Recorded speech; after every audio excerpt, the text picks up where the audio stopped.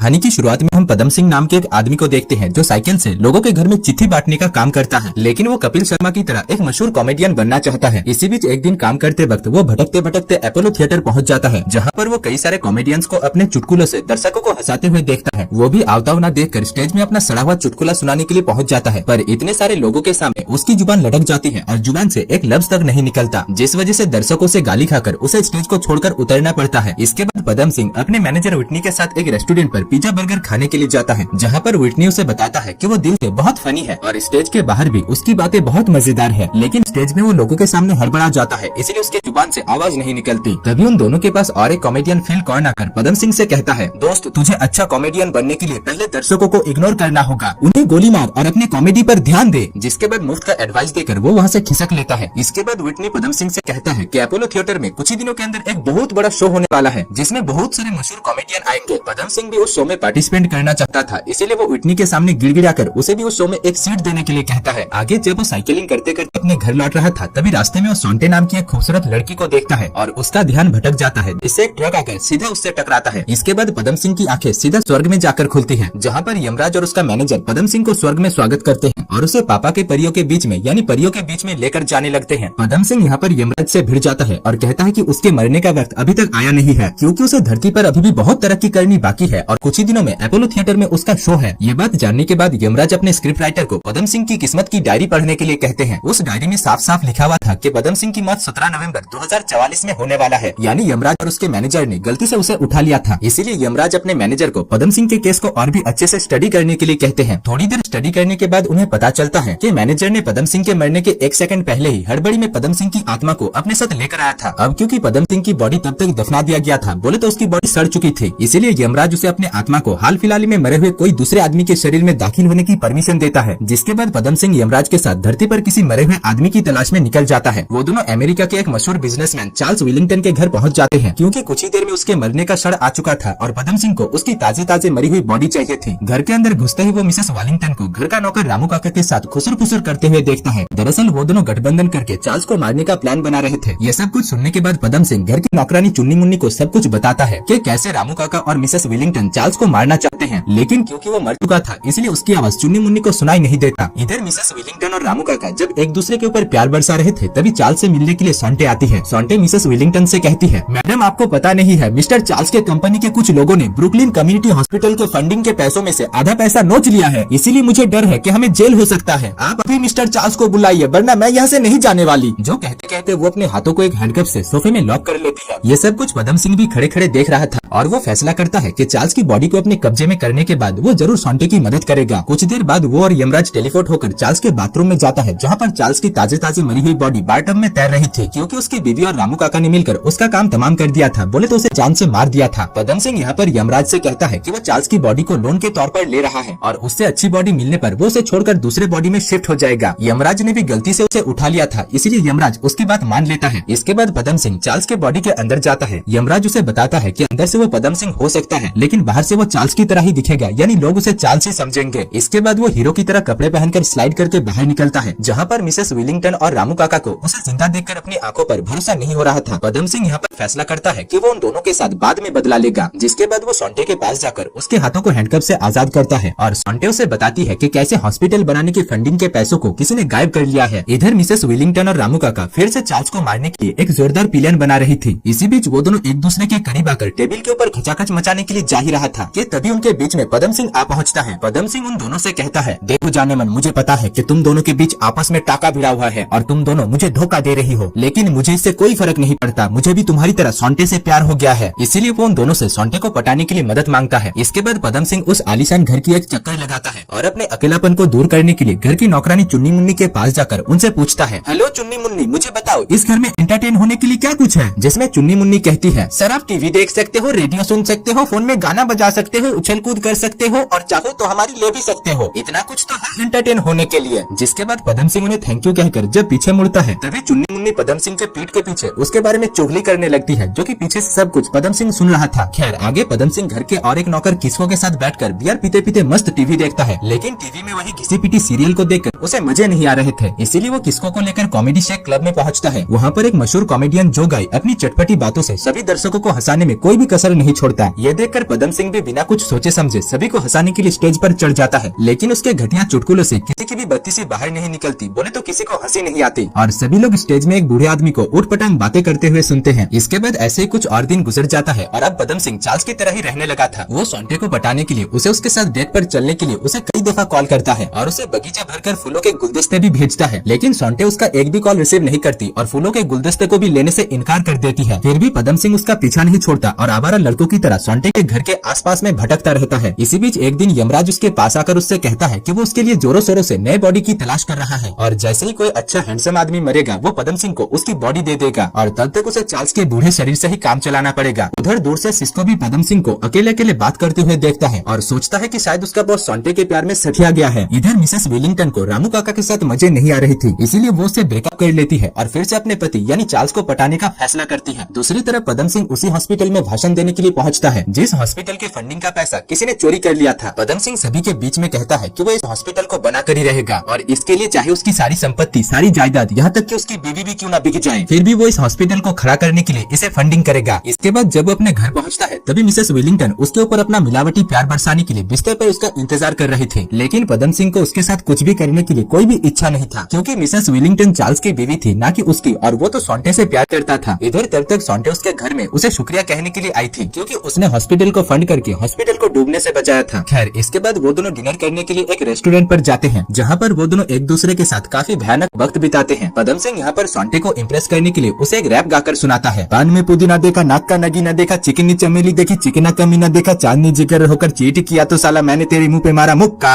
अब उसका ये गाना मेरे गाने की तरह ही घटिया था जो कि उस रेस्टोरेंट पर किसी को हजम नहीं होता, इसीलिए एक आदमी गाने की तरह ही उसके मुंह पर एक मुक्का जड़ देता है। अगली सुबह वो फुटपाथ पर अपने होश में आता है जहाँ पर सोंटे उसके मुंह पर बर्फ का लेप चढ़ा रही थी। वो मुक्का इतना जोरदार था कि उसको खाकर वो अपना अतीत और भविष्य भूल चुका था, इसीलिए सोंटे उसे याद दिलाती है कि उसका नाम चार्ल्स है। खैर इसके बाद वो दोनों अपने डेट को फिर से कंटिन्यू करते हैं और इसी बीच पदम सिंह जिंदगी में पहली बार किसी को किस करती है, बोले तो सोंटे को किस करती है। दूसरी तरफ हम यमराज के मैनेजर को देखते हैं जो कि धरती पर पदम सिंह के लिए नए बॉडी की तलाश कर रहा था। इसी बीच उसे एक आदमी मिल जाता है जिसकी एक्सपायरी डेट बहुत नजदीक आ चुका था, इसीलिए वो ये खबर जाकर पदम सिंह को बताता है कि उसके लिए नए बॉडी का जुगाड़ हो चुका है। पदम सिंह यहाँ पर उससे कहता है कि वो चार्ल्स की बॉडी को छोड़ना नहीं चाहता क्योंकि उसके शकल से आज तक कोई लड़की उससे पटी नहीं और अब चार्ल्स की वजह से ही उससे एक लड़की बहुत मुश्किल से पटी है। तभी कोई उसकी सोने की चेन लेकर भागता है और पदम सिंह भी उसके पीछे पीछे भागता है। अगले ही दिन चार्ल्स के कंपनी के सभी इन्वेस्टर्स चार्ल्स के खिलाफ बगावत कर देते हैं और उसे मारने के लिए एक प्लान बनाने लगते हैं क्योंकि हॉस्पिटल को अगर चार्ल्स फंडिंग करता है तो इससे उनकी कंपनी बहुत घाटे में जा सकता था। इधर विटनी को अपने क्लब के लिए एक कॉमेडियन की जरूरत थी। इसी बीच एक रात वो चार्ल्स को एक क्लब में चुटकुला सुनाते हुए देखकर उसे उसके क्लब में भी लोगों को हंसाने के लिए कहता है। चार्ल्स यहाँ पर विटनी को समझाने की बहुत कोशिश करता है कि वो पदम सिंह है, लेकिन विटनी को उसकी बातों पर भरोसा नहीं हो रहा था। तभी पदम सिंह उसके सामने वही शायरी सुनाता है जो वो पहले विटनी के सामने सुनाता था। मेरी शायरी से मैं तुझे हजाम बना दूं, तेरे टकले सर पर मैं अपना सामान सजा दूं, तेरे मुलायम मुलायम हाथों से वो जादू है जो कि किसी लड़की के पीछे भी नहीं है, इसीलिए कहता हूँ कि एक बार तू मेरे कमरे में आ जा, तुझे पूरा का पूरा जन्नत घुमा दूं। खैर अब पदम सिंह के मुंह से ये शायरी को सुनकर विटनी समझ जाता है कि यही पदम सिंह है। इसके बाद वो उसे अपने क्लब में लेकर जाता है जहाँ पर पदम सिंह सभी को अपने चटपटे चुटकुलों से हंसाता है। अगले ही दिन पदम सिंह सोंटे को अपने प्लान के बारे में बताता है कि वो अपोलो थिएटर में खचाखच दर्शकों से भरा हुआ कॉन्टेस्ट में चुटकुला सुनाना चाहता है। जिसके बाद जब वो घर पहुँचता है तभी मिसेस वॉलिंगटन उसका सारा टेंशन अपनी तरफ खींचने के लिए उसे अपना चमकीला पिछवाड़ा दिखाती है, लेकिन पदम सिंह को उसके ऊपर थोड़ा भी दिलचस्पी नहीं था, इसीलिए वो उससे कहता है कि उसे उसके साथ तलाक चाहिए और वो एक दूसरे लड़की से प्यार करता है। साथ ही साथ पदम सिंह उससे कहता है कि उसे घर, गाड़ी, पैसा कुछ नहीं चाहिए, जो सुनकर मिसेस वॉलिंगटन सोचती है कि शायद उसका पति पागल हो गया है। आगे एक रात पदम सिंह जब एक कॉमेडी शो में अपनी घिसी पिटी चुटकुले को सुना रहा था तभी किसी को उसके चुटकुलों से हंसी नहीं आती और एक आदमी तो उसे स्टेज से नीचे उतरने के लिए भी कहता है। यहाँ पर अपोलो थिएटर के कुछ जजेस भी मौजूद थे जो कि पदम सिंह की हरकतें देख रहे थे। इसी बीच पदम सिंह उन सभी के सामने अपने पास्ट की कहानी बताता है कि कैसे उसके कालेपन की वजह से आज तक कोई लड़की उसे भाव नहीं देती, जो सुनकर वहाँ पर सभी हंसी से लोटपोट हो जाते हैं और पदम सिंह को अपोलो थिएटर में शो के लिए एक टिकट भी मिल जाता है। अब क्योंकि पदम सिंह उस हॉस्पिटल को फंड कर रहा था इसलिए हॉस्पिटल के ऑर्गेनाइजेशन पदम सिंह के लिए एक पार्टी थ्रो करते हैं। पदम सिंह भी अगले दिन मुफ्त का खाना खाने के लिए पार्टी में पहुँच जाता है जहाँ पर वो सोंटे से अपने प्यार का इजहार करता है और उससे शादी के बारे में भी पूछता है। इसी बीच वो वहाँ पर यमराज के मैनेजर को देखता है जो कि उसे जंगल में बुला रहा था। उसके पास पहुँचने पर यमराज का मैनेजर उससे कहता है कि उसे जल्द से जल्द चार्ल्स की बॉडी को छोड़ना होगा वरना अनर्थ हो जाएगा। ये सुनने के बाद भी पदम सिंह चार्ल्स की बॉडी को छोड़ना नहीं चाह रहा था। दूसरी तरफ हम उसी पार्टी में एक स्नाइपर को देखते हैं जो कि चार्ल्स को मारने के लिए आया था और वो दूर से चार्ल्स को शूट करके उसे जान से मार डालता है। इसके थोड़ी देर बाद वहाँ पर एम्बुलेंस और पुलिस भी पहुँच जाता है। इधर सोंटे अपने नए बॉयफ्रेंड को मरा हुआ देखकर बेहद दुखी था, इसीलिए विटनी उसके पास जाकर उसे सहारा देता है है। दूसरी तरफ हम पदम सिंह को देखते हैं, जिसको यमराज एक टैक्सी में बिठाकर दूसरे बॉडी की तलाश में लेकर जा रहा था। उनका कहना था कि जोगाई नाम का एक मशहूर कॉमेडियन आज मरने वाला है, जिसकी बॉडी में पदम सिंह दाखिल होकर अपनी जिंदगी को जी सकता है। इधर हम जोगाई को देखते हैं, जिसकी कार दुर्घटना में मौत हो जाती है और फिर पदम सिंह उसके शरीर को अपने कब्जे में कर लेता है। दूसरी तरफ रात में अपोलो थिएटर का शो शुरू हो चुका था। यहाँ पर व्हिटनी पिल नाम के एक कॉमेडियन को देखकर सोचता है कि शायद पदम सिंह की आत्मा इसी के अंदर है, लेकिन उससे बात करने पर उसका ये वहम टूट जाता है। पदम सिंह की आत्मा जोगाई के बॉडी में था, जिसके बारे में व्हिटनी को थोड़ा भी भनक नहीं लगता। इधर पदम सिंह स्टेज में जाकर अपने कालेपन की कहानी बताता है और अपनी तीखे चुटकुलों से सभी दर्शकों को बहुत हंसाता है। यह सब कुछ व्हिटनी भी देख रहा था और वो समझ जाता है कि जोगाई ही पदम सिंह है। खैर, पदम सिंह अपने चटपटे चुटकुलों से इस शो को बड़ी आसानी से जीत जाता है। तभी उसके पास यमराज और उसका मैनेजर आकर उसे शो को जीतने के लिए ढेर सारी बधाइयाँ देते हैं। यमराज उससे कहते हैं कि अब जोगाई की बॉडी परमानेंटली उसकी हो चुकी है, लेकिन इस वजह से अब से उसे सोंटे के बारे में कुछ भी याद नहीं रहेगा। यहाँ तक कि वो पदम सिंह यानी अपने आप को भी भूल जाएगा और आज से उसे जोगाई की तरह ही अपनी जिंदगी को बिताना पड़ेगा। पदम सिंह अपने पास्ट की इतने सारे घटनाओं को भूलना नहीं चाह रहा था, पर यमराज के सामने उसकी एक भी नहीं चलती। खैर, इसके बाद पदम सिंह जब उस थिएटर से जा रहा था, तभी उसके पास सोंटे आकर उससे व्हिटनी के बारे में पूछती है और उसे इतने अच्छे से लोगों को हंसाने के लिए शुक्रिया कहती है। इसी बीच सोंटे के साथ बात करते करते पदम सिंह को याद आ जाता है कि वो सोंटे से प्यार करता है। सोंटे को भी उसके साथ बात करके चार्ल्स की काफी याद आ रही थी। बातों बातों में वो दोनों एक दूसरे के ऊपर काफी अट्रैक्ट हो जाते हैं और पदम सिंह सोंटे से अपने प्यार का इजहार करता है, जिसमें सोंटे भी मान जाती है। इसके बाद वो दोनों गाड़ी लेकर वहाँ से निकल जाते हैं और इधर यमराज अपने मैनेजर को पदम सिंह के ऊपर नजर रखने के लिए कहता है। और दोस्तों, इसी के साथ ही इस मूवी की कहानी समाप्त हो जाती है।